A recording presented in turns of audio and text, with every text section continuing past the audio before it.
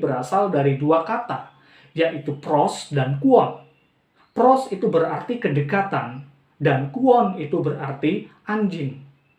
Lantas, apa yang menjadi hubungannya? Mengapa di dalam penyembahan ada kata anjing di dalamnya? Mari kita lihat. Shalom, berjumpa lagi dalam channel Pengkhotbah Deso. Kali ini kita akan membahas satu topik tentang penyembahan yang sejati. Ketika kita mendengar kalimat penyembahan yang sejati, apa yang ada dalam benak pikiran kita? Apakah penyembahan sejati itu berbicara tentang bagaimana orang-orang di dalam satu gereja itu bisa berbahasa roh semua? Apakah penyembahan sejati itu adalah hal-hal yang didukung oleh musik-musik yang merdu, musik-musik yang slow, musik-musik yang baik, dimainkan oleh pemain-pemain musik yang handal? Apakah itu hal yang paling penting di dalam penyembahan? Apakah penyembahan itu juga berbicara tentang bagaimana seorang pemimpin pujian bisa membawa jemaatnya untuk mengangkat tangan, untuk memuji Tuhan, sampai berbahasa roh, sampai menangis-nangis, dan lain sebagainya? Apakah itu berbicara tentang penyembahan yang sejati? Mari kita simak apa yang disebut dengan penyembahan yang sejati. Mari kita lihat di dalam channel ini. Kalau kita melihat kata penyembahan dari beberapa kata dalam Yunani digunakan proskuneo. Jadi untuk menyembah kepada Allah itu menggunakan kata proskuneo. Apa sih proskuneo itu? Jadi proskuneo secara hurufiah itu berarti menyembah sambil sujud, berlutut. Kata ini tidak pernah dipergunakan untuk arti lain kecuali menyembah kepada dewa atau kepada Tuhan. Jadi kalau kita melihat kembali proskuneo ini berasal dari dua kata, yaitu pros dan kuon. Pros itu berarti kedekatan, dan kuon itu berarti anjing. Lantas, apa yang menjadi hubungannya? Mengapa di dalam penyembahan ada kata anjing di dalamnya? Mari kita lihat. Jadi, kata proskuneo memiliki arti penggambaran seekor anjing yang mencium sambil menjilat kaki atau tangan tuannya. Jadi, hal ini sebagai gambaran atau metafor untuk apa? Untuk menunjukkan sikap hati kita yang ingin mendekat, mencium kaki Tuhan, dan menyenangkan hati Allah saat kita datang menyembah Dia. Jadi penyembahan itu bukan berbicara tentang bagaimana untuk memuaskan emosional kita. Penyembahan yang sejati itu berbicara tentang bagaimana kita menyenangkan hati Tuhan. Lantas dari kata proskuneo ini, apa yang dapat kita ambil dari arti penyembahan yang sejati itu? Jadi, penyembahan yang sejati yang pertama adalah berbicara tentang sikap hati yang menaruh hormat hanya pada Allah saja. Jadi, proskuneo, kata ini tidak pernah dipergunakan untuk arti lain kecuali menyembah kepada dewa atau Tuhan. Penyembahan yang sejati adalah menaruh rasa hormat setinggi-tingginya kepada Allah. Sebab hanya Ia sajalah yang layak untuk ditinggikan. Kalau kita melihat contoh saja yang tercatat di dalam Matius 8 ayat 1-2. Di sana ada satu peristiwa saat Yesus selesai berkhotbah dan turun dari bukit, banyak orang mengikuti Dia. Di antara orang banyak itu ada seorang yang sakit kusta datang mendekati Yesus, lalu secara spontan sujud menyembah Dia.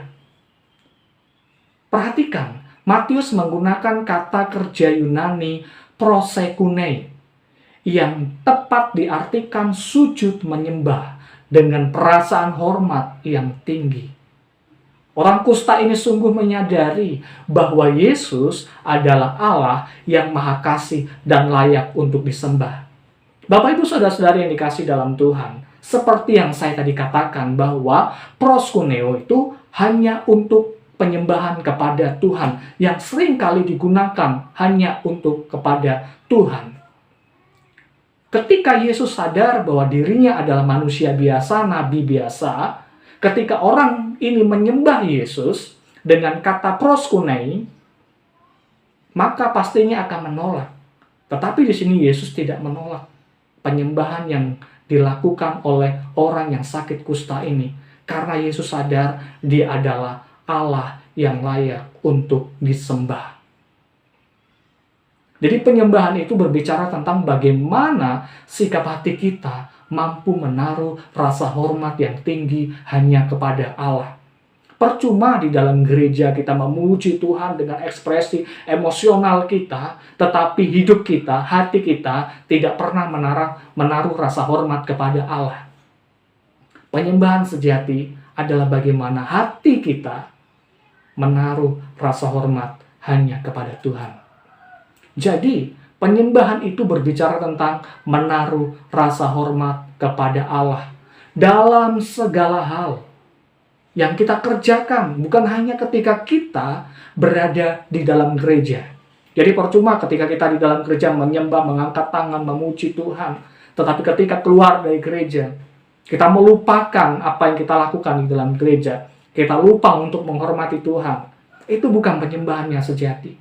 Penyembahan yang sejati adalah bagaimana sikap hidup kita menaruh rasa hormat bukan hanya ketika kita melantunkan pujian kepada Allah, tetapi bagaimana gaya hidup kita ketika kita keluar dari gereja.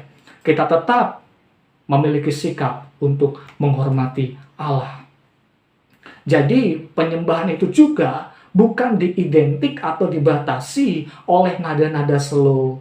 Seringkali mungkin kita mendengar pemimpin pujian berkata, tiba saatnya kita menyembah Tuhan. Mari kita masuk dalam hadirat Tuhan. Nada mulai slow, nada mulai pelan untuk menandakan penyembahan. Apakah itu berbicara tentang penyembahan? Mungkin secara emosional, rutinitas kita sepertinya itu sedang menyembah Tuhan. Tetapi kembali lagi kepada hati kita. Penyembahan itu berbicara tentang hati. Bagaimana hati kita menyenangkan Tuhan. Bukan untuk mencari kepuasan batin kita saja. Penyembahan itu bukan untuk kepuasan emosional kita, tetapi penyembahan itu bagaimana sikap hati kita meninggikan Tuhan dalam hidup kita. Percuma lagunya slow, sampai nangis-nangis, tetapi ketika pulang dari gereja, sikap hidupnya tidak ada rasa hormat kepada Tuhan. Itu bukan penyembahan sejati. Penyembahan sejati adalah orang yang mampu menghidupkan hidupnya untuk terus menghormati Tuhan dalam segala aspek kehidupan mereka. Bagian yang kedua, apakah itu penyembahan sejati? Penyembahan sejati itu berbicara tentang kesetiaan kepada Allah. Tadi kita melihat kata proskuneo, itu mengartikan atau menggambarkan seekor anjing yang datang kepada tuannya. Anjing itu seringkali digambarkan sebagai hewan yang setia. Kita seringkali mendengar atau melihat film-film tentang seekor anjing yang setia kepada tuannya. Karena anjing biasanya memiliki karakter sifat kesetiaan. Inilah mengapa seekor anjing untuk menggambarkan penyembahan, untuk menunjukkan kesetiaan seorang hamba kepada tuannya. Kita adalah hamba dan Allah adalah tuan kita. Oleh karena itu kita harus menaruh sikap, memiliki karakter setia kepada Tuhan kita. Kalau melihat dalam perjanjian lama, saya ambil contoh untuk mengartikan kata anjing di dalam Ayub pasal 30 ayat 1 diterjemahkan dari kata kelef. Kelef itu adalah penggabungan kata dari kata benda kol dan lev. Kol itu seluruhnya mengartikan sepenuhnya, dan kata lev itu berarti hati. Ketika digabungkan itu menjadi sepenuh hati, dan kata tersebut kita kenal dengan nama Kalef atau Kaleb. Dan ini mengandung arti sepenuh hati yang membentuk karakter kesetiaan. Bapak Ibu saudara-saudari yang dikasih dalam Tuhan, inilah karakter seorang penyembah-penyembah Tuhan yang sejati. Dalam kehidupannya adalah kehidupan yang setia kepada Tuhan. Setia bukan hanya ketika di gereja. Setia bukan hanya ketika memuji memuliakan Tuhan. Ku renungkan firman-Mu siang dan malam, ku pegang perintah-Mu dan ku lupakan. Setelah itu kita melupakan segala sesuatunya. Apakah itu penyembah-penyembah yang sejati? Tentunya tidak. Jadi penyembah-penyembah sejati itu berbicara tentang bagaimana sikap hati kita menunjukkan kesetiaan. Kesetiaan adalah karakter yang harus dimiliki dalam penyembahan kita kepada Allah. Jangan sampai hidup kita seperti bangsa Israel yang Tuhan sudah tuntun mereka, tolong mereka keluar dari tanah Mesir, memberi mereka makanan, memelihara hidup mereka, tetapi mereka tidak setia kepada Tuhan. Sehingga Allah menyebut mereka melakukan perzinahan. Karena mereka tidak berlaku setia kepada Allah. Maka dari itu, Bapak Ibu Saudara-saudari yang dikasihi dalam Tuhan, kesetiaan haruslah menjadi bagian dalam hidup kita kepada Allah. Sebab mengapa? Sebab kita adalah mempelai perempuan Kristus.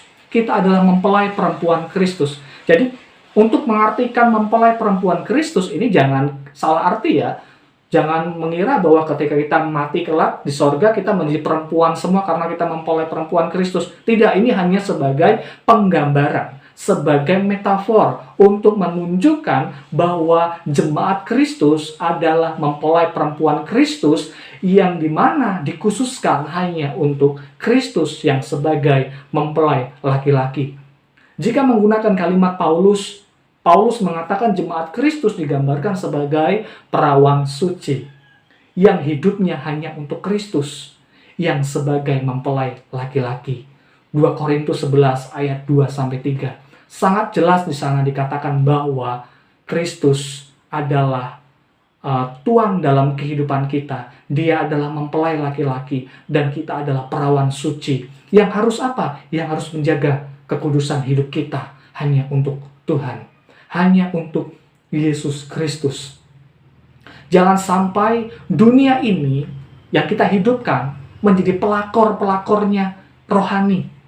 Kita seringkali berselingkuh dengan dunia.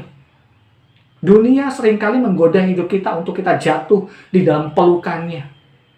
Inilah mengapa kitab Yakobus 4:4-5 berkata seperti ini.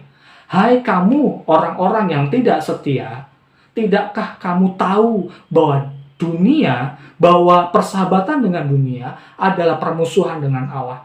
Jadi, barang siapa hendak menjadi sahabat dunia ini, ia menjadikan dirinya musuh Allah. Janganlah kamu menyangka bahwa kitab suci tanpa alasan berkata, roh yang ditempatkan Allah di dalam diri kita diingininya dengan cemburu. Bapak Ibu Saudara-saudari yang dikasihi dalam Tuhan, inilah alasan mengapa kita harus setia kepada Allah kita. Sebab dia adalah mempelai laki-laki dan kita adalah mempelai perempuan. Ini adalah penggambaran sebuah hubungan yang intim, yang erat di dalam persekutuan kita bersama Kristus sebagai kepala gereja dalam hidup kita. Bagian yang ketiga, penyembahan sejati itu berbicara tentang kasih karunia Allah.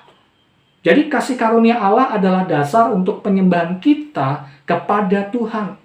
Mengapa demikian? Sebab sesungguhnya kita adalah orang yang najis, kotor, dan tersesat oleh karena dosa. Jadi inilah mengapa kata anjing digunakan sebagai metafor menggambarkan hidup kita, yang sesungguhnya menggambarkan hidup kita, yang dimana kehidupan lampau kita adalah najis, kotor, tersesat di dalam dosa. Namun karena kasih karunia Allah, kita beroleh pengampunan dosa dan hidup yang kekal di dalam Yesus Kristus. Kesadaran akan kasih karunia harusnya menjadi bagian dalam hidup kita yang membentuk karakter kita untuk menjadi penyembah-penyembah yang sejati. Jadi seorang penyembah yang sejati tanpa kesadaran siapa kita di hadapan Tuhan, itu adalah penyembah-penyembah yang palsu. Karena penyembahan kita karena berdasarkan kasih karunia daripada Allah. Bukan kehebatan Anda dan saya, bukan kehebatan para pemain musik, bukan kehebatan para pemimpin pujian, singer, penatua, apapun itu jabatan-jabatan di dalam gereja. Tetapi karena kasih karunia yang Allah limpahkan dalam hidup kita. Sesungguhnya pada dasarnya kita adalah orang-orang yang najis, orang-orang yang tidak layak di hadapan Tuhan. Tetapi oleh karena kasih karunia Allah, kita diselamatkan. Inilah penyembahan yang benar. Penyembahan yang benar adalah orang yang tahu bahwa hidupnya hanyalah dari Tuhan dan untuk Tuhan. Demikianlah hal yang dapat saya bagikan tentang penyembahan yang sejati. Jadi 3 prinsip yang saya bagikan tentang penyembahan yang sejati. Yang pertama tadi, penyembahan itu berbicara tentang apa? Penyembahan yang sejati itu berbicara tentang sikap hati yang menaruh rasa hormat hanya kepada Allah saja. Yang kedua, penyembahan yang sejati itu berbicara tentang kesetiaan kepada Allah. Yang ketiga, penyembahan sejati itu berbicara tentang hati kita, hidup kita yang sadar akan kasih karunia Allah. Demikian pembelajaran kita hari ini. Biarkan kita dapat mengetahui apa yang menjadi makna dari penyembahan yang sejati. Tuhan Yesus memberkati kita semuanya. Shalom.